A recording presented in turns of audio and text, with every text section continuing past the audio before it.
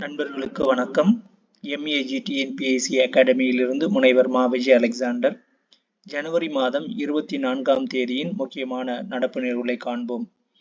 76வது குடியரசு தின அணிவகுப்பில் இந்திய இராணுவத்தின் போர் கண்காணிப்பு அமைப்பான சஞ்சய் பாதுகாப்பு ஆராய்ச்சி மேம்பாட்டு நிறுவனத்தின் படையில் உள்ள இலக்குகளை குறிவைத்து தாக்கும் பிரளய் ஏவுகணை ஆகியவை முதல் முறையாக காட்சிப்படுத்தப்பட்டன.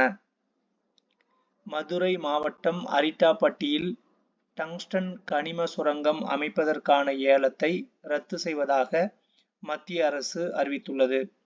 இந்திய வானிலை ஆய்வு மைய தலைமை இயக்குனர் மிருத்யுஞ்சய் மொஹபத்ரா அவர்களுக்கு 2025ஆம் ஆண்டுக்கான தலைசிறந்த சேவைக்கான விருதை அமெரிக்க வானியல் ஆய்வு சங்கத்தின் அறிவியல் தொழில்நுட்ப ஆய்வுகளுக்கான ஆணையம் வழங்கியுள்ளது. கேம்பா நிதி திட்டம்.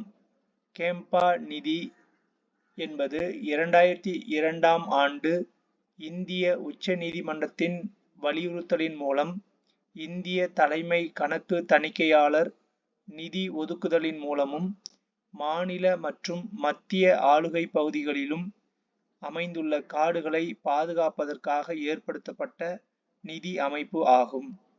இந்த நிதிக்கான வரையறைகளை இந்திய நாடாளுமன்ற உறுப்பினர்களின் முன்னிலையில் சட்ட வரைமுறைப்படுத்தப்படுகிறது. அவசர காலங்களில் இந்த நிதி காடுகளில் வாழும் உயிரினங்களை காக்கவும் பயன்படுத்தப்படுகிறது. இந்தோனேஷிய அதிபர் பிரபோவோ சுபியாந்தோ சிறப்பு விருந்தினராக 76வது குடியரசு தின அணிவகுப்பு விழாவில் கலந்து கொண்டார். பெண்கள் பணியாற்றும் இடங்களில் அவர்களுக்கு அசௌகரியத்தை ஏற்படுத்தும் சொல் செயல்களும் கூட பாலியல் துன்புறுத்தல்தான் என சென்னை உயர்நீதிமன்றம் தெரிவித்துள்ளது. விசாகா குழு. விசாகா வழிகாட்டுதல்கள் என்பது பணியிடத்தில் பெண்களுக்கு எதிரான பாலியல் துன்புறுத்தல்களை தடுப்பதற்கும் தீர்ப்பதற்கும் பாதுகாப்பதற்கும் இந்திய உச்சநீதிமன்றத்தால் 1997இல் வகுக்கப்பட்ட ஒரு வழிகாட்டுதல் ஆகும்.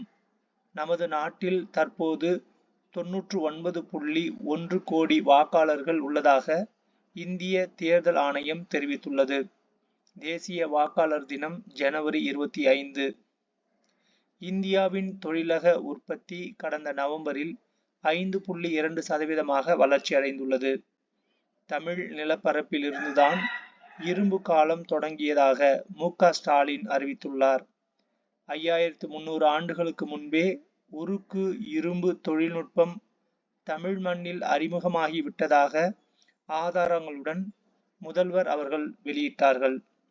சென்னையில் நடைபெற்ற நிகழ்ச்சியில் இரும்பின் தொன்மை எனும் தலைப்பிலான நூலை முதல்வர் மு.க. ஸ்டாலின் வெளியிட்டுள்ளார். மேலும் கங்கை கொண்ட சோழபுரம் கீழடி திறந்தவெளி அருங்காட்சியகங்களை அமைக்க அடிக்கல் நாட்டிய முதல்வர் கீழடிக்கான பிரத்யேக இணையதளத்தையும் தொடங்கி வைத்துள்ளார்.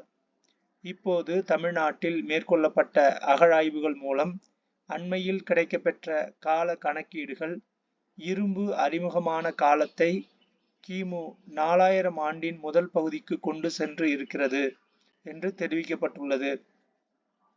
தென்னிந்தியாவில் குறிப்பாக தமிழ்நாட்டில் 5300 ஆண்டுகளுக்கு முன்பே இரும்பு அறிமுகம் ஆகியிருக்கிறது என்று தெரிவிக்கப்பட்டுள்ளது.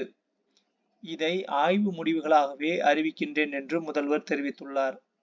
தொல்லியல் துறையால் மேற்கொள்ளப்பட்ட அகழாய்வுகளில் சேகரிக்கப்பட்ட மாதிரிகள் உலகத்தின் தலைசிறந்த ஆய்வகங்களுக்கு அனுப்பி வைக்கப்பட்டுள்ளன. குறிப்பாக பூனே நகரில் இருக்கும் பீர்பால் சஹானி, அகமதாபாத்தில் உள்ள இயற்பியல் ஆராய்ச்சி ஆய்வகம் ஆகியவற்றுக்கு அனுப்பி வைக்கப்பட்டது. சர்வதேச அளவில் அமெரிக்காவின் புளோரிடா மாகாணத்தில் இருக்கும் பீட்டா ஆய்வகத்துக்கும் இந்த மாதிரிகள் அனுப்பி வைக்கப்பட்டன. அவற்றின் முடிவுகளை ஒப்பாய்வு செய்ததில் ஒரே மாதிரியான முடிவுகள் கிடைத்துள்ளதாக தெரிவிக்கப்பட்டுள்ளது. அதன்படி கிமு 3345ஆம் ஆண்டிலேயே தென்னிந்தியாவில் இரும்பு அறிமுகமாகிவிட்டது என்பது தெரிய வந்துள்ளதாக முதல்வர் மு.க. ஸ்டாலின் பெருமிதத்துடன் தெரிவித்துள்ளார்.